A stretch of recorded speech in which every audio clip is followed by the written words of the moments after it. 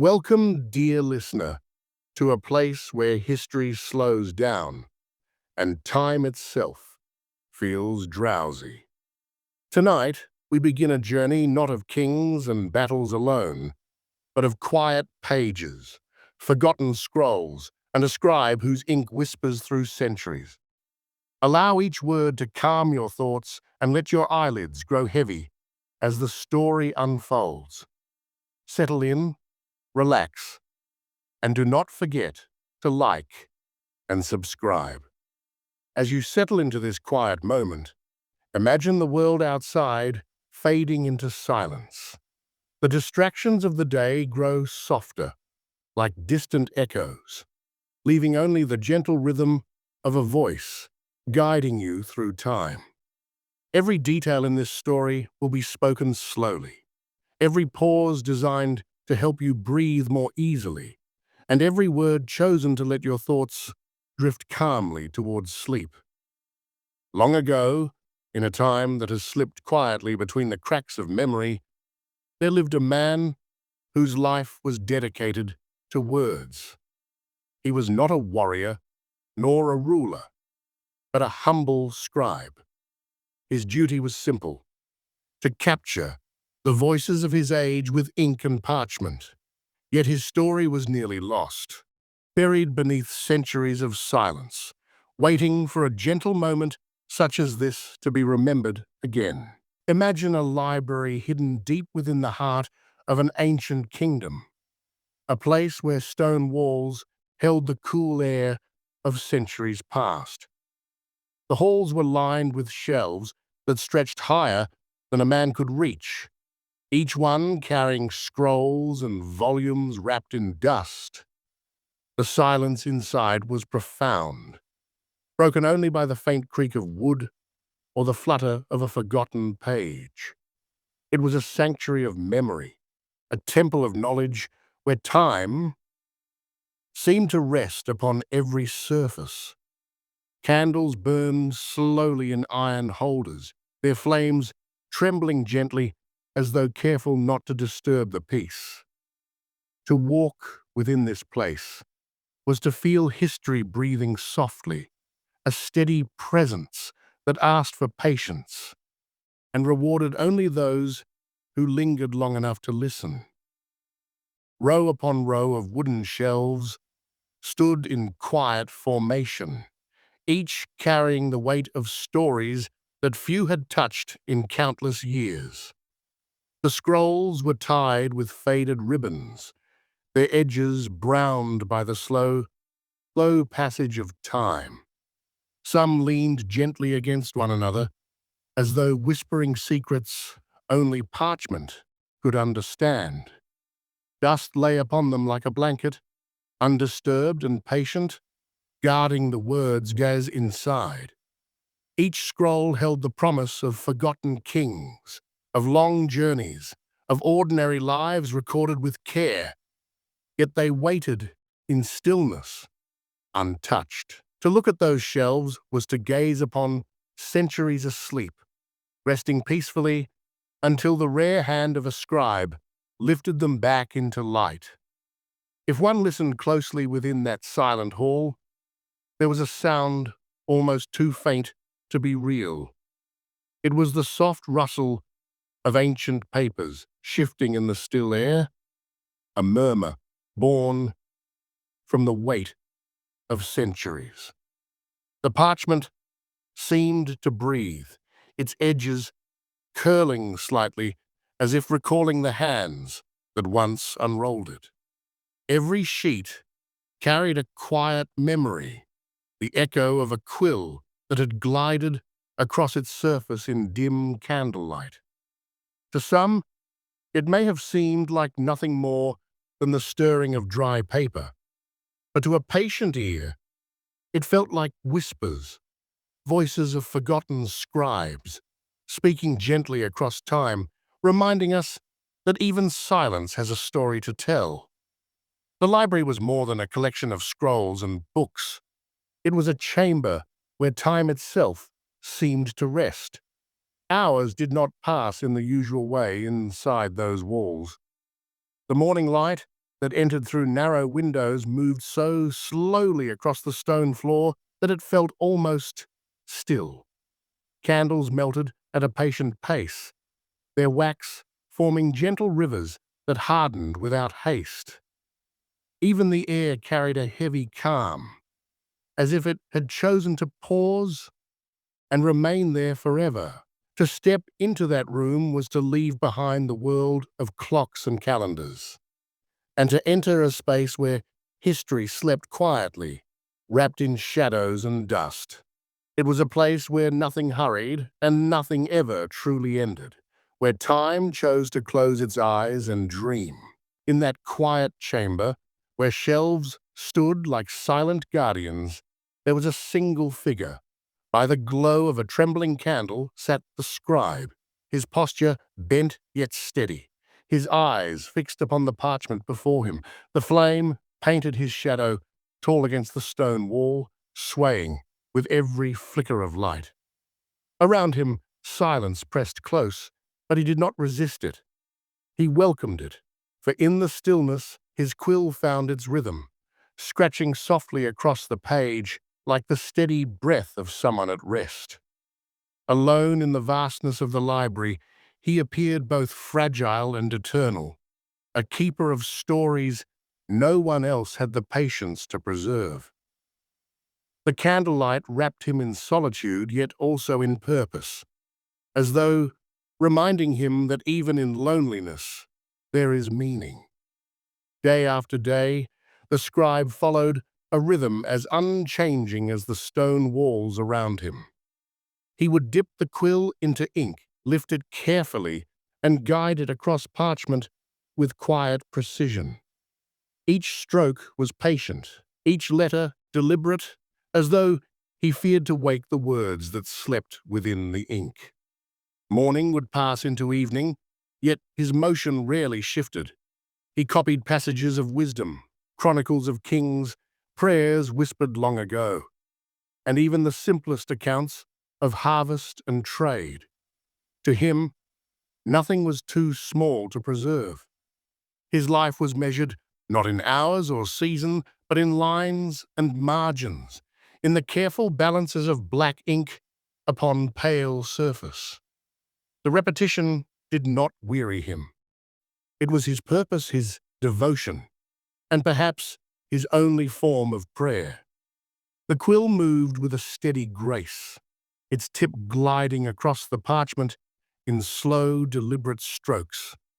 Each movement created a faint whisper, a scratch that rose and faded like the soft breath of night air. The sound was neither hurried nor restless. It was gentle, almost musical, as if the ink itself hummed a lullaby. Line after line, the rhythm repeated: dip, glide, pause, rest. It was the heartbeat of the scribe's world, a pattern so constant that it seemed to merge with silence itself. For anyone listening, the quiet scratching could lull the mind into calmness, like waves brushing against a shore, or wind passing softly through the trees. The parchment welcomed every word, and the quill, in turn, sang its patient song, an endless rhythm of memory being carefully laid to rest. The scribe did not write for fame, nor for reward. His life was not measured by applause or recognition. Instead, he wrote because the words demanded to be preserved. Each sentence he copied was a bridge, carrying voices from the past into the safety of the future. To him, it was not a task, but a duty as natural as breathing. The ink he laid upon parchment was his offering, his quiet way of serving both the living and the unborn. He knew that few would ever know his name, yet he accepted this with calm certainty. His purpose was not to be remembered, but to remember for others. In his silence, he gave the world continuity, making sure that nothing precious was lost, even if his own story faded into dust. The ink upon his parchment seemed eternal, as though time itself dared not disturb it. Each mark, though born from liquid darkness, carried a permanence that defied decay. Long after the scribe set down his quill, the letters remained alive, holding their shape like quiet guardians of memory. It was as if the ink refused to dry completely, choosing instead to linger in a state between present and past, forever whispering to those who cared to look. To the scribe, this was the true magic of his craft, that words written in solitude could outlive him, stretching across centuries, still speaking when his own voice had long been silent. The ink did not simply record, it preserved the breath of ages, patiently waiting to be read again. In quiet corners of the kingdom, people whispered about the scribe's ink. They said it was no ordinary liquid, but a substance that carried a strange stillness within it.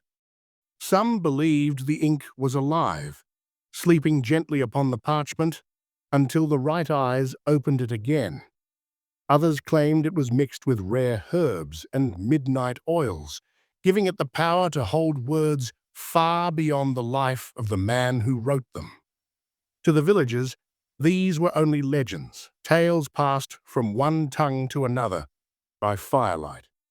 Yet in the still library where the scribe worked alone, such legends felt almost true, for every page seemed to hold not only words, but a breath of something hidden, something waiting, like a dream written down, slumbering until it was awakened. One evening, as the candles burned lower than usual, the scribe noticed something different. The ink upon his parchment did not settle as it always had. Instead, it shimmered faintly, as though touched by moonlight that never entered the room. He paused, quill resting in his hand, listening to the silence, yet feeling that the silence itself was alive. The letters he had just written seemed to shift ever so slightly, their shapes breathing like sleeping figures upon the page. The scribe leaned closer, unsure if weariness clouded his sight or if the ink was truly stirring. For the first time in many years, his calm rhythm was broken. The night felt different, heavier, deeper, filled with an unseen presence that asked him to look more closely at the words he thought he had written. At first, it was only a single letter, faint at the edge of a page, and the scribe thought perhaps the candlelight deceived him, or his eyes, tired from hours of work, had blurred the lines. Yet, as he turned the parchment back, more letters seemed to pale, their once bold strokes thinning into ghostly outlines. Whole words softened into shadows until they looked like memories dissolving in air. The ink that once promised permanence now carried a strange fragility, as though it wished to return to silence. The scribe's hand trembled, for never before had his careful work betrayed him. Each page he touched seemed to resist being held, its message slipping away like a dream, fading the moment one awakens. The room, so steady and still, now felt alive with something unseen, something that had chosen to take the words back. Each morning began with a silence as soft as dew. The scribe would rise before the sun, his steps measured and unhurried as he moved across the stone floor. He lit a single candle, watching its flame bend gently before standing steady, a small guardian of light in the dim chamber. He would prepare his desk with quiet care, placing parchment, smoothing its edges, arranging the inkwell so that nothing was out of place. Then came the slow breathing, a pause before the first stroke of the quill, as though he were greeting the day not with words, but with patience. To him, the morning was not a rush into labor, but a gentle opening of time, a ritual of calm order before the long hours of writing began. The library seemed to breathe with him, ready to embrace another day of silent devotion. The library held many silences, but none so comforting as the sound of the quill. It was a soft, steady whisper, rising and falling with each stroke upon the parchment. The sound was never harsh, never hurried. Instead, it carried the rhythm of patience, like raindrops tapping gently upon a roof, or the hush of a breeze through leaves. The scratch of ink against parchment became the voice of the room itself, a language without words, a lullaby without melody. Hours could pass, yet the sound never grew tiresome. It only deepened the stillness, drawing the mind into a calm beyond thought. For the scribe, it was the most faithful companion, steady and constant, guiding his hand and his heart with every careful line he wrote. Time in the library did not move as it did in the world outside. Hours slipped away like sand through open hands, unnoticed and unmeasured. The scribe would sit at his desk, the candle flame swaying, the quill whispering across parchment, and in that rhythm the day would vanish. There was no clock to mark the hours, no bell to ring them in or out, only the slow turning of light, morning softening into afternoon, afternoon fading into evening. Yet the silence never broke, never faltered. It wrapped itself around the scribe like a cloak, so complete that he often forgot the world beyond those walls. To him, silence was not emptiness, it was presence. It was the gentle companion that turned endless hours into a single, seamless moment, stretching into eternity. As evening settled, the scribe would light his oil lamp, and a soft glow would spread across the room. The flame flickered gently, never harsh, never bright enough to disturb the stillness, but warm enough to keep the shadows at bay. Its golden light painted the shelves, touched the edges of the scrolls, and laid a calm shimmer upon the parchment before him. The lamp was more than light. It was comfort, a quiet presence in the long solitude of his nights. When the wind outside pressed against the old stones, the lamp remained steady, reminding him that even in the vast silence, he was not alone. Its warmth filled the air with a sense of safety, a tender assurance that the hours of darkness could be carried through with gentle patience.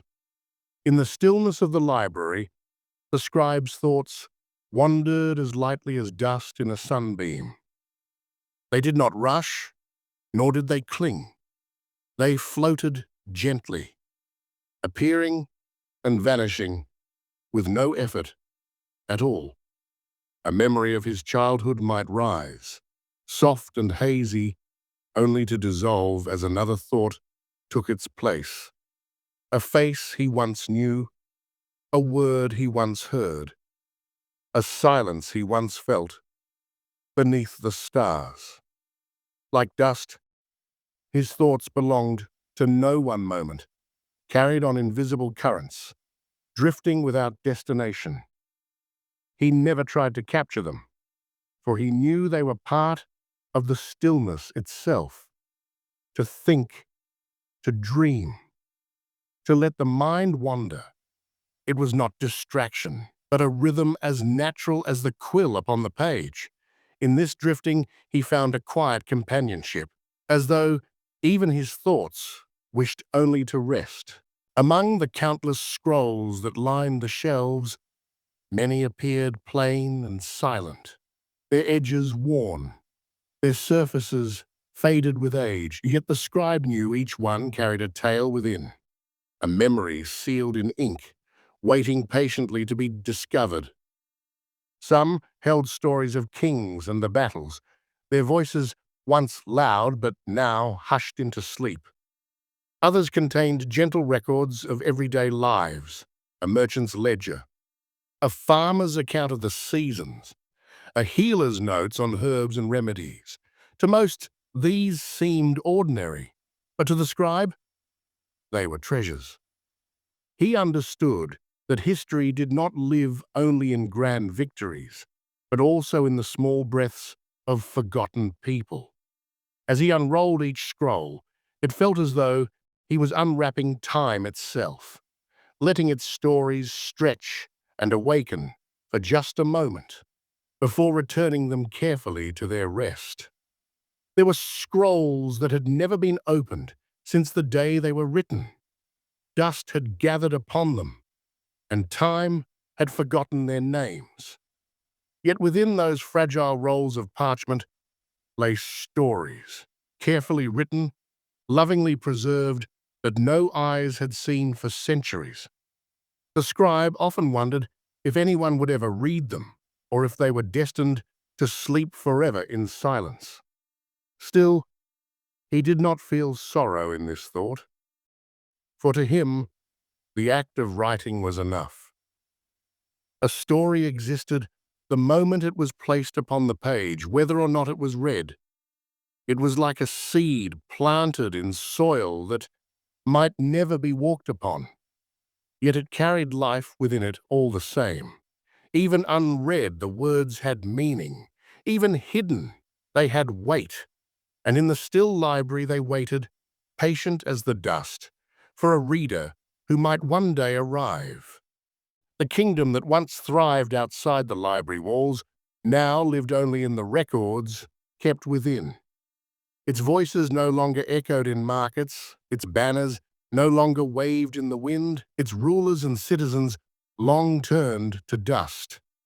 Yet here, in ink and parchment, the kingdom still breathed. Laws were written in careful strokes, speeches preserved in flowing lines, treaties folded and sealed like sleeping promises. Festivals, victories, losses, all lay pressed between the scrolls, silent but present. To read them was to walk through streets that no longer stood, to hear laughter that no longer rang. The scribe often thought that the kingdom had not vanished at all. It had only changed its form. It no longer lived in stone or song, but in letters, resting in quiet rows, asleep yet eternal in the library's embrace. To many, the records seemed dull, lists of harvests, accounts of taxes, names written in long, unbroken lines. Yet the scribe understood their quiet power. What appeared ordinary today would become rare tomorrow, and what seemed boring to one generation could be priceless to the next. A simple note of how many loaves of bread were baked in a village, or how many sheep grazed on a hillside, carried a truth no legend could replace. These small details gave life to history, reminding future readers that kingdoms were not built only by kings, but by the countless hands of ordinary people. The scribe, in his stillness, found meaning in these details. He knew that one day, when all else was forgotten, it might be the simplest records, the so-called boring details, that would whisper the clearest voice of a world long gone. One evening, as the quill rested between his fingers, the scribe paused. The candle's flame trembled, casting long shadows across the shelves. And in that hush, he understood something he had never fully seen before. His work was not simply copying words. It was guarding memory itself. Each stroke he made was a bridge from the past to the future, a thread binding lives long gone to lives yet to come. He realized that though he lived quietly, unseen by the world, His hand carried voices that would outlast him, voices that might have vanished without his care. In that moment, the silence of the library felt different. Not empty, but full. Full of echoes, full of presence, full of a truth that stretched beyond his small desk and his weary hours. The scribe bowed his head, humbled, knowing that his quiet duty was, in its own way, a form of immortality. Over the years, the scribe noticed how the ink upon the parchment began to pale. Once bold letters softened into grey, edges blurred where time had touched them, and whole passages slowly drifted towards silence. At first, he felt a quiet sadness, as though his hours of care were slipping away, erased by forces beyond his reach. Yet as he watched, he began to see something else. The fading was not loss, but transformation. Just as leaves wither into soil and stars fade into dawn, so too did his words return to the silence from which they were born. The fading carried its own beauty, a reminder that nothing need last forever to hold meaning. Even as the letters vanished, the devotion behind them remained, lingering like a breath in the air, unseen but never gone. There were nights when the scribe leaned closer to the parchment, his tired eyes straining as the letters grew faint. A line he had written only days ago now seemed to slip away, as though the page itself was forgetting. In those moments, a quiet unease stirred in his chest, a gentle panic, not loud or frantic, but deep and still, like ripples spreading across still water. What if all his work disappeared? What if every word he had preserved melted into silence? Yet even as the fear rose, it passed just as softly, settling into acceptance. He reminded himself that nothing written was ever truly lost. Once a word was spoken into existence, it lived in ways unseen. His task was never to hold back time, but to honor it, even as it carried his words away. With time, the scribe understood that not every question required an answer. Why ink faded? Why stories vanished? Why silence grew heavier with the years? These were mysteries beyond his reach. At first, he had fought against them, his heart restless with doubt. But slowly, he began to see the beauty in not knowing. Mystery, he realized, was not an enemy of truth, but a companion to it. The unknown gave life its depth, the way shadows gave shape to light. And so instead of resisting, he learned to rest within the wonder. He allowed the fading words, the drifting thoughts, the silence of the library to simply be as they were. In this acceptance, his spirit found peace. For mystery was not something to be solved, it was something to be embraced, gently, like a dream that lingers at the edge of sleep. After midnight, the library changed its shape. The walls seemed to breathe more slowly, and the air grew thick with the hush of countless centuries. The faint glow of the oil lamp stretched longer shadows across the floor, as though the shelves themselves were leaning closer, listening. Outside, the world slept, but within these stone walls, time drifted differently, soft, unhurried, almost suspended. Every creak of the wooden desk, every sigh of the turning parchment sounded louder against the stillness. To walk among the shelves at this hour was to wander through a dream where history itself seemed half asleep, murmuring softly through the fragile scrolls. For the scribe, the hours after midnight held a strange comfort. They were the purest silence, the deepest solitude. And yet, he felt the presence of every story surrounding him, as if the library itself was awake, while the rest of the world slumbered. Within the library, the scribe often felt the quiet press of centuries upon his shoulders. Each scroll was not just parchment and ink, it was a voice from long ago, a fragment of lives that once burned bright. The shelves carried the laughter of forgotten feasts, the grief of distant wars, the dreams of kings and farmers alike, though the world outside moved on. These walls held it all in stillness, like a river frozen mid-flow. At times, the weight seemed heavy, as though every life that had passed was asking him to remember, to keep their whispers alive. Yet there was also comfort in this burden. To feel near the centuries was to feel connected, part of a chain that stretched endlessly backward. The scribe's hands were small, his nights were long, but in each line he copied, he shared in the vast and quiet work of time itself. For years the scribe had filled pages with the lives of others, yet he seldom thought of his own story. But in the quietest moments, he began to realize that every stroke of his quill was also writing him into history. Though no scroll carried his name, his presence lived within every letter, every line carefully drawn.